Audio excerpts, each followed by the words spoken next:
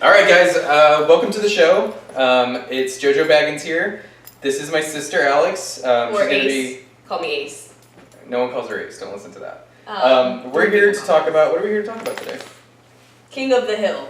King of the Hill. We're here to talk about King of the Hill.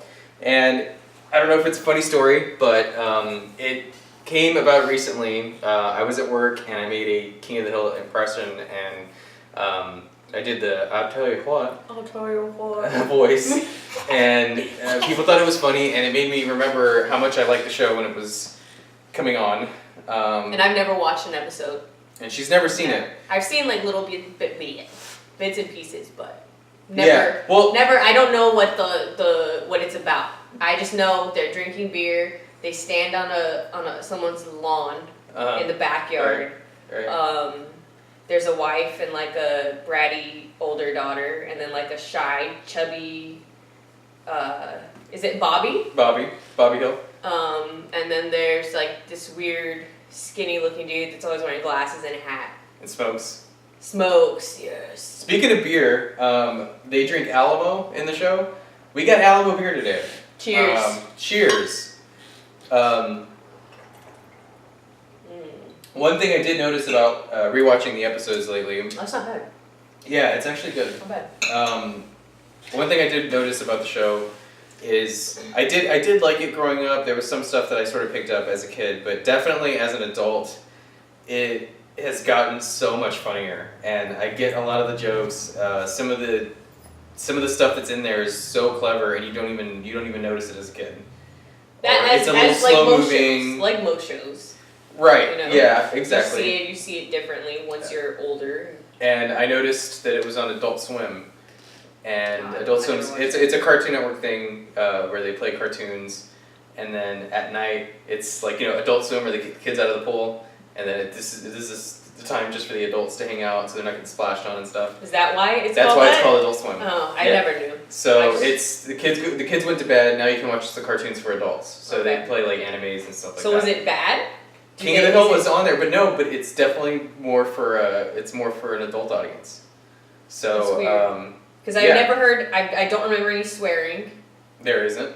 I don't remember like sex. No. So what the fuck? It's just that the situations or the jokes are more adult oriented. I mean, adult jokes don't necessarily have to be mature in terms of sex and stuff. It doesn't have to be like that.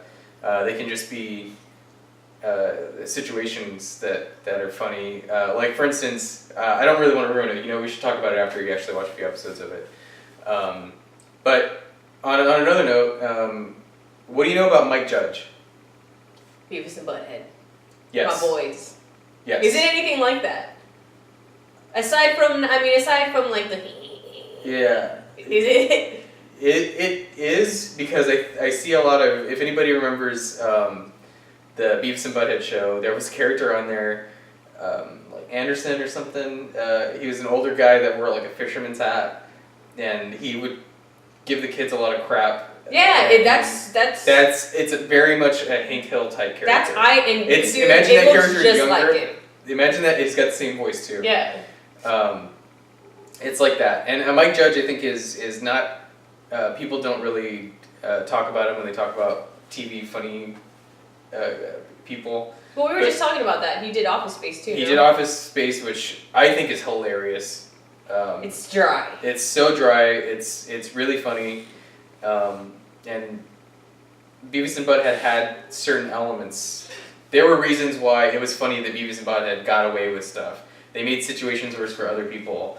When they were being stupid, they hurt themselves, they did different things, but like sometimes it would be like, there's an episode of Beavis and Butthead where they meet a prostitute, or... Oh, yeah, I know what you're talking about. Well, first off, they don't really know what a prostitute is, and it's not really a prostitute, it's an undercover cop. So the whole time she's trying to get them to say, like, I want to pay for sex or whatever, and they're just left. And what's funny about that is their cluelessness, and how it's funny that the cops can't get them to do it because they're so dumb that they don't really get what's going on, and it makes it worse for them. That's the kind of shit that this show is funny for. It's not that specific stupidity, but there's definitely stupid moments in there. There's some characters that do really dumb things. In Beavis and Butthead. No, in King of the Hill. But it's to a minimum. They don't really. Yeah, I was about to say this could actually be. These scenarios could actually happen in real life, as opposed to like Beavis and Butthead kind of type shit. There's an episode. I don't know if I've got the DVD for it, but there's an episode where Hank is he's waiting. He's excited. He's just dorky. He's excited that he's getting a new driver's license in the mail, and it finally arrives, and he opens it, and everything's right, but under sex it says F for female, and he has this whole crisis about trying to get it fixed. He's having problems with the post office and all this, and Dale, he's one of his compatriots that hangs out in the alley or whatever. He's this big conspiracy theorist. He hates the government. And it ends up being like, the whole point of that episode is that Dale finds out more about a conspiracy he's into, and he's like, wait, that makes complete sense. It shouldn't make sense. It shouldn't make sense, but it totally makes sense. If it makes sense, then the government's right. This is Gollum. This is Gollum. Hi. And then, so then Dale realizes, hey, maybe the government's right about stuff, so then he starts saying Hank is a woman, and he's like, the government's right. The government's always right. Then how can it be wrong about this? Are you really a woman, Mrs. Hill? And it's funny. So here's what we're gonna do. We sort of talked a little bit about what you knew.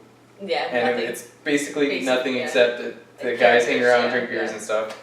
Mike Judge is one of the guys behind it, Beavis and Butthead fame.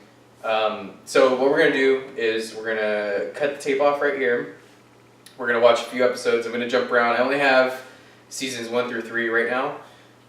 So I'm going to definitely watch the pilot, the first one. Maybe another episode from season 1. We might jump around and find some more of the more noteworthy episodes. And we'll talk about it afterwards. And whether or not it holds up, and that's fine. We're not here to pressure you into thinking it's funny if you don't think it is. If it doesn't work for you, it doesn't work for you. So we're going to do that, and we'll be right back with you.